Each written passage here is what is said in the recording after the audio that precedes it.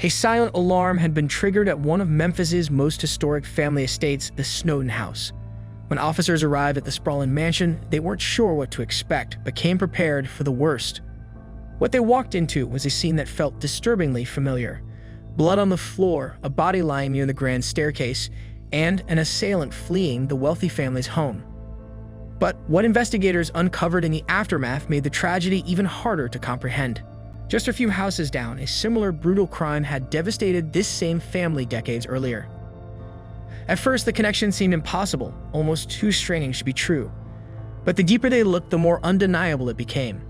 The connection between past and present wasn't just real, it was horrifying, leaving family and friends grappling with the cruel irony of how kindness could spiral into something so devastating. Welcome back to Crime A to Z, where we detail cases and criminals from their very beginning until well after other reporting ends. Today, we'll be talking about the tragic events surrounding Martha McKay, a member of one of Memphis's most well-known families. We'll dive into how two violent acts, eerily mirroring each other across decades, became all the more unthinkable because of who was involved. Join us as we unravel the case that shattered a legacy and left behind questions that still linger to this day. And before we get started, if you end up liking how we present this case, we would genuinely appreciate you hitting like and subscribe for us, please. Let's go.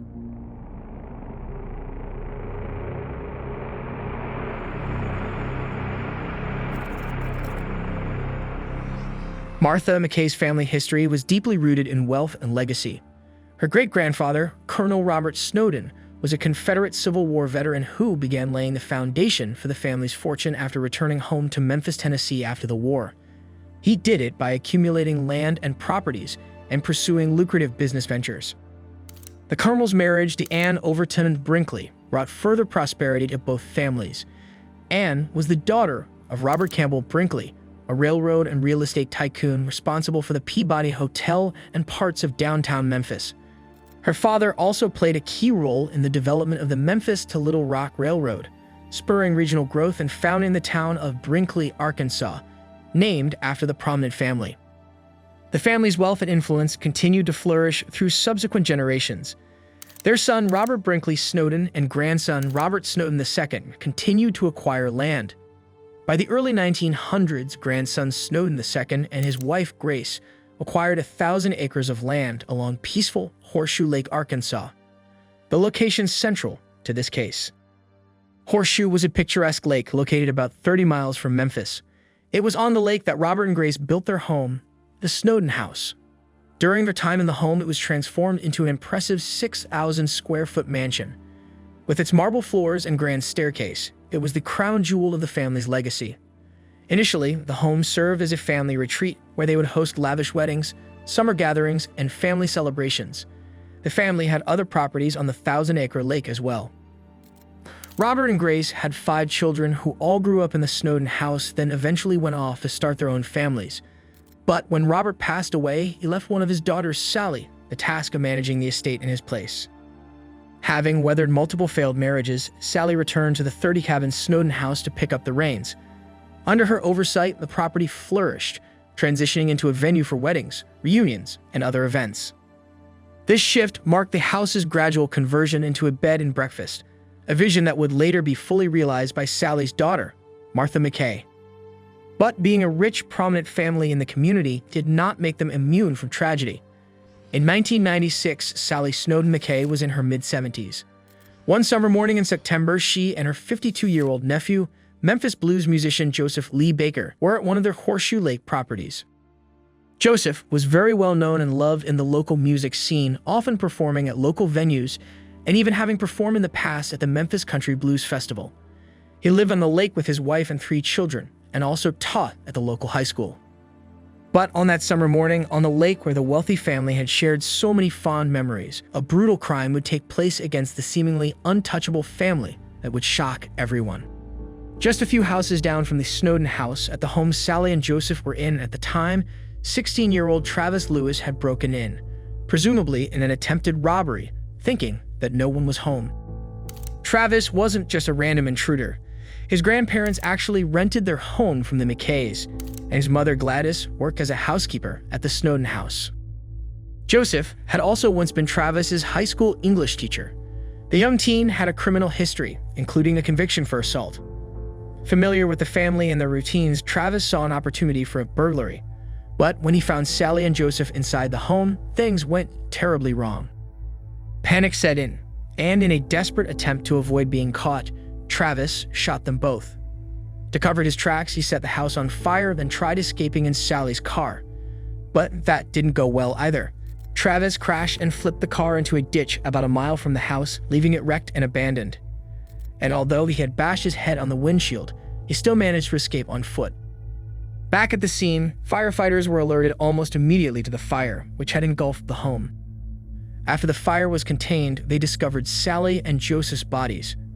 Autopsy reports would later show that they were both shot and killed before the fire was set. Shortly after the murder, neighbors discovered Sally's crashed and abandoned car as well. Police launched a search for the suspect matching the assailant's description. Meanwhile, the loss of the two prominent family members sent shockwaves through the community. It wasn't just that a violent crime had taken two lives.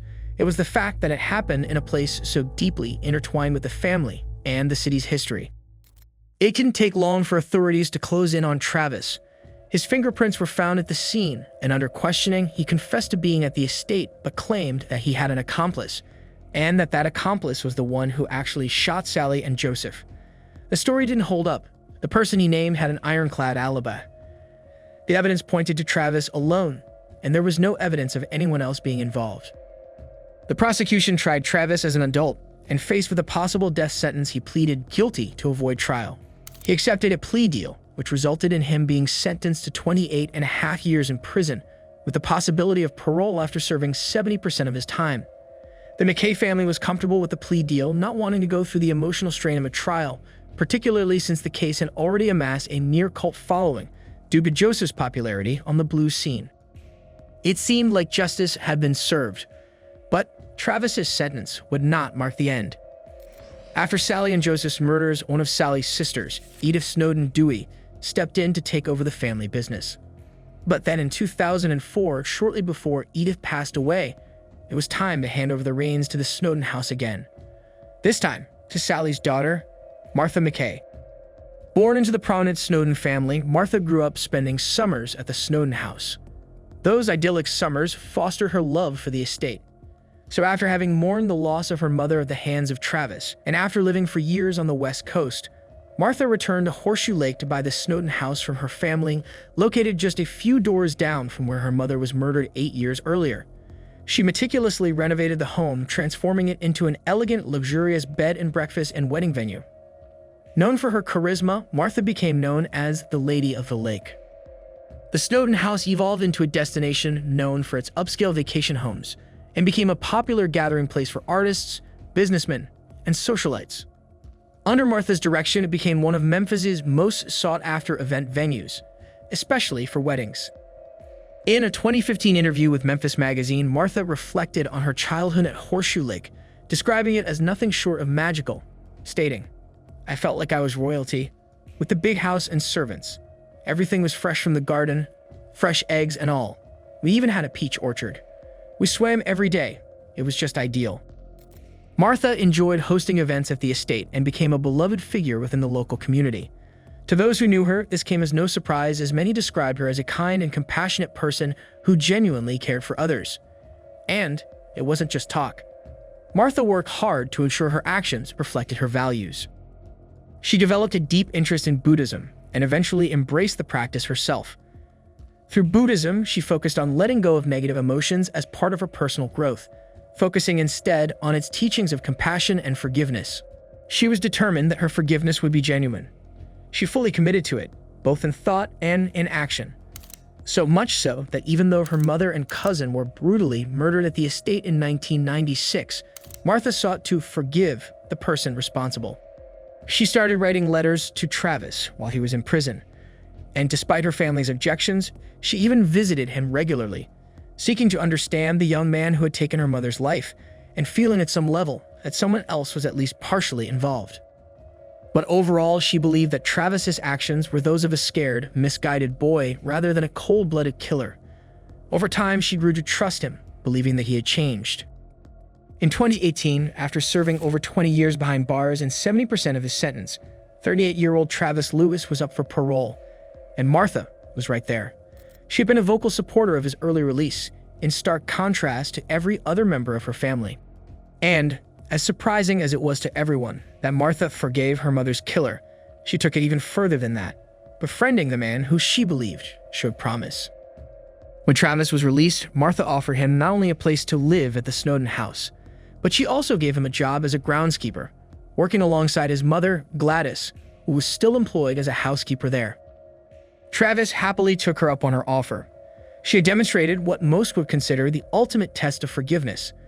To most observers, including many family members, the decision was foolish at best and dangerous at worst. But the arrangement seemed to be going well, at least at first. Travis kept a low profile, and Martha believed she was playing a significant role in his rehabilitation, helping him get back on his feet. But that didn't last long. Travis's behavior began to change noticeably, alarming even his mother, Gladys. Gladys warned Martha to be cautious, telling her that Travis was slipping back into his old ways. And it wasn't long before her fears were confirmed. Travis had started stealing again. Around that time, Martha had sold one of the estate's extravagant chandeliers for $14,000 in cash. She placed the money in an envelope and hid it within the house. But soon, the cash had mysteriously disappeared. In her diary, Martha admitted that deep down she knew Travis was responsible. There was no one else who could have taken it. Gladys's warning only reinforced her suspicions. With no other option, Martha decided to fire Travis and ban him from the Snowdown House, realizing that despite her efforts to forgive and help rehabilitate him, she could not allow him to remain in her life. That decision would lead directly to the devastating and ironic events of March 25, 2020. On that morning, Martha pressed a silent alarm from within the historic estate that alerted the police. 2 officers were dispatched to the Snowdown House.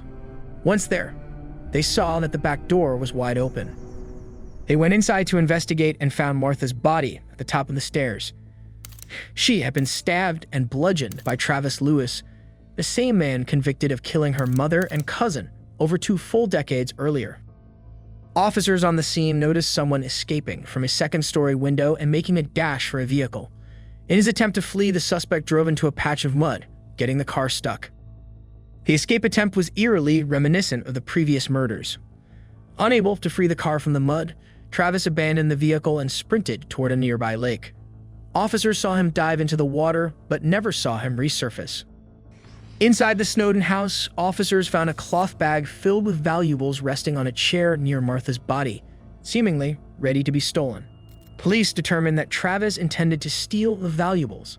However, it remained unclear whether his plan had initially been to burglarize the home, then killed Martha in the process, or if the main intention was to murder her and the burglary was simply an afterthought. Law enforcement called in teams with sonar equipment to search the lake. They recovered the lifeless body of Travis Lewis. An autopsy revealed that Travis Lewis had a cocktail of drugs in his system at the time of his death. This raised questions about his state of mind, whether he had intended to drown or whether he drowned because he was intoxicated.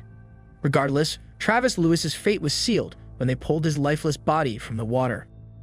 The man whom Martha McKay had forgiven for murdering the person most dear to her and selflessly rallied to help him turn his life around was dead, and so was Martha.